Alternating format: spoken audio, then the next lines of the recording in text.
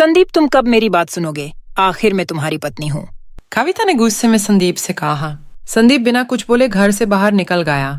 अब ऐसा हर दिन होने लगा। कविता अपनी सास रुक्मणी की बहुत इज्जत करती थी, लेकिन रुक्मणी जी हमेशा अपनी बहू को नीचा दिखाने की कोशिश में लगी रहती थी।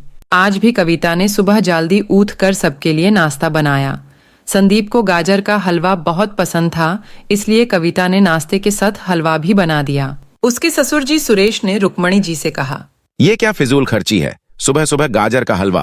रुक्मणी जी ने कविता को डांटते हुए पूछा, क्यों बहू, ये गाजर का हलवा तुम्हारे मायके से आया है?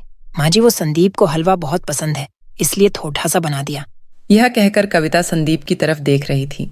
शायद वो कुछ बोले, तभी रुक्मणी जी ने कहा, मैं सब जानती हूँ, मेरे बेटे का बहाना करके खुद को खाने का मन होगा।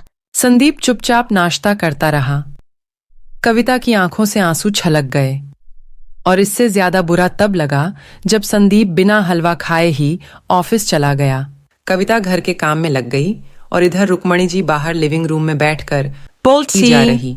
कविता काम करके कमरे में जाकर रोने लगी। कितने नाजों से पाला था उसे उसके पापा ने। उसे आज भी याद है, एक बार उसने अपनी माँ को गाजर का हलवा बनाने को कहा था, लेकिन माँ ने सूजी का हलवा बना दिया था। पापा को जब पता लगा तो वो तुरंत बाजार जाकर ढेर सारा गाजर का हलवा ले आए थे, और उस दिन से हर 2-3 दिन में घर में गाजर का हलवा बनने लगा था। लेकिन आज उसे थोड़े से गाजर के हलवे के लिए कितनी सुनाई जा रही। उसे गुस्सा सास ससुर पर नहीं बल्कि संदीप पर था, जो बिना बोले ही चले गए। शाम को जब संदीप से शिकायत की तो वो बस इतना बोले कि इस घर में केवल माँ की पसंद का खाना बनता है, आगे से मेरी पसंद का कुछ मत बनाना।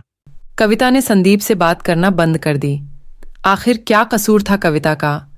यही कि वो संदीप से बहुत प्यार करती थी। इसी तरह कुछ दिन बीत गए। एक दिन कविता ने रुक्मणी जी से कहा, माँ जी, मैं अपने घर जाना चाहती हूँ कुछ दिनों के लिए।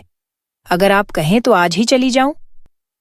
कई दिन पहले माँ का फोन आया था, कह रही थी, तेरे पापा की तबीयत ठीक नहीं है। रुक्मणी जी ने कहा। रुक्मणी जी ने कहा, वहां जब भी जाती हो 1 हफ्ते से पहले वापस नहीं आती हो। घर का काम कौन करेगा? तेरे ससुर और मेरा बेटा थक हार कर शाम को जब घर आएंगे तो उन्हें यहाँ खाना भी नसीब नहीं होगा। मुझे तो चक्कर आते हैं रसोई में काम करने से। मैं खाना नहीं बना सकती। जाना है तो 1 दिन के लिए चली जा। कविता मन मार कर 1 दिन के लिए पीहर चली जाती है। वहां पहुंचकर उसे और भी आश्चर्य होता है। भाभी, मम्मी, पापा कहाँ गए? कविता ने घबरा कर पूछा।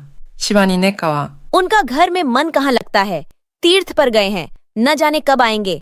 वैसे तुम कितने दिनों के लिए आई हो? क्योंकि मुझे भी अपने पीहर जाना है। शिवानी भाभी का ऐसा व्यवहार देखकर कविता चौंक गई। क्या ये वही भाभी है जो कभी उनसे बहुत स्नेह जताती थी? कविता चेयर पर बैठी बैठी सोच रही थी। अच्छा, वो भैया ने मकान के पेपर जो साइन करवा लिए थे, मैंने अपना हिस्सा छोड़ दिया था।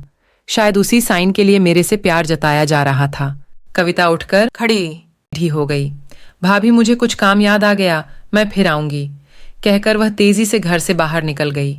पीछे से गेट बंद होने की आवाज सुनकर वह समझ गई कि उसके जाने से भाभी को कोई खास फर्क नहीं पड़ा।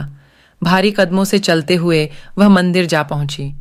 क्योंकि शाम से पहले वो ससुराल जाती तो रुक्मणी जी उससे कई सवाल करती।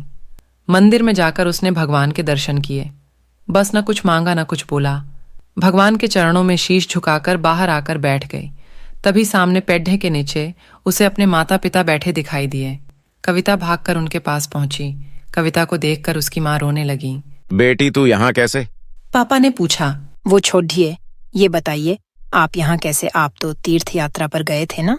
कविता के सब्र का बांध टूट गया। उसकी आंखों से आंसू बहने लगे। बेटी, तेरी भाभी ने तुझसे झूठ बोला है। बिजनेस में पैसा लगाने के लिए तेरे भैया ने मकान अपने नाम करवा लिया। मकान के कागज गिरवी रखकर साहूकार से कर्ज ले लिया। उसके बाद हम बोझ बन गए, हमें घर से बाहर निकाल दिया। पापा, अब क्या होगा? कविता ने रोते हुए पूछा। बेटी, तू चिंता मत कर, हम कहीं वृद्धा आश्रम चले जाएंगे। तू अपने ससुराल चली जा, वहां किसी को ये बात मत बताना। अपने माता पिता का ये हाल देखकर कविता उन्हें अपने साथ ले जाना चाहती थी, लेकिन जहां उसकी कद्र नहीं वहां उसके माता पिता की क्या इज्जत रहती। भारी मन से कविता अपने ससुराल चल दी। आज उसे अपने लड़की होने पर अफसोस हो रहा था। काश वो अपने माता पिता के लिए कुछ कर पाती। घर आकर उसने बड़ी मुश्किल से घर का काम निपटाया। उसके बाद अपने कमरे में जाकर गुमसुम बैठ गई। उसकी आंखों से आंसू बह रहे थे। संदीप अपने ऑफिस के काम में लगा हुआ था। जब वो सोने आया तो कविता से पूछ बैठा, क्या बात है, आज फिर माँ की कोई बात बुरी लग गई जो आंसू बहा रही हो? कविता अपने आप को रोक ना पाई।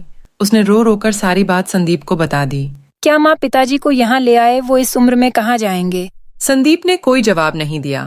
वो करवट लेकर सो गया। इस बात पर कविता को बहुत गुस्सा आया। उसने सोचा कि आज से मैं भी इनके माँ बाप की सेवा नहीं करूंगी। देखती हूँ कौन सेवा करता है। ये सारी बात संदीप ने अपनी माँ रुक्मणी जी को बताई। रुक्मणी जी ने तुरंत बोला कि जो हमने दहेज में तेरे ससुराल से पैसे लिए थे, तेरा बिजनेस शुरू करने के लिए उसे ब्याज सहित लौटा दे। वैसे भी वो पैसे काम नहीं आ रहे। उससे वो नया मकान खरीद लेंगे और कविता को मत बताना, उसे सरप्राइज देंगे। संदीप कविता के माता पिता के पास गया जो उसी मंदिर पर बैठे थे और उन्हें पैसे देकर नया मकान दिलवाकर कविता को ले आया। कविता को बहुत पछतावा हुआ कि जैसा वो ससुराल वालों के बारे में सोचती थी वैसे ये लोग नहीं हैं। कविता बहुत खुश हुई और घर आकर सबसे माफी मांगी। फिर कविता की सास रुक्मणी जी ने कहा, बहू सुबह नाश्ता बनाने में लेट मत होना। ये सुनकर उसके ससुर संदीप, सास कविता सब हंसने लगे और फिर कविता सबकी मन से सेवा करने लगी। दोस्तों, ऐसे ही मजेदार वीडियोस के लिए हमारे चैनल को लाइक, शेयर और सब्सक्राइब करना ना भूले।